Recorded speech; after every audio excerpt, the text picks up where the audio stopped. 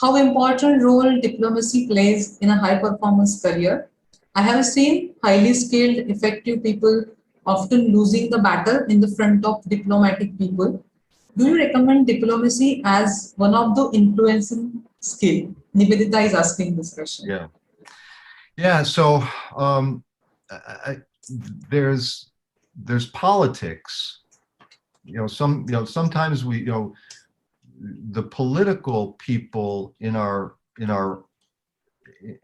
we work with, who you know cynically know how to play the game. Sometimes we see them being more effective. Diplomacy is I look at I think that that's a little bit different than politics. Office politics is something that that it's a reality. People sometimes people are favored because they approach their job in a way that we look at as being distasteful. They're trying to get favoritism by through the boss, and you can see through that.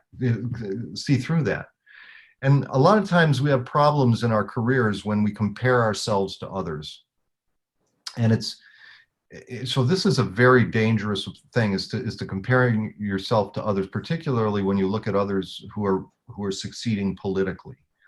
So you should never compare yourself to who someone else is today. You should only compare yourself to who you were yesterday. And if you stay on that path, you will continue to improve and develop your influence. Now, diplomacy, when I think about diplomacy, I think about the discussion we had before, and that is who's the most effective salesperson, the introvert, the extrovert, or the ambivert. And I think the ambivert, the person who is most trustworthy, but is willing to exercise courage and step out of their comfort zone.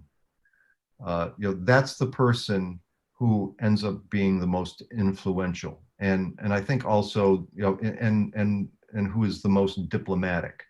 Diplomacy is tact. Tact means just coming at something from a perspective of understanding. And understanding comes from asking the right questions. Understanding comes from listening. Understanding comes from openness.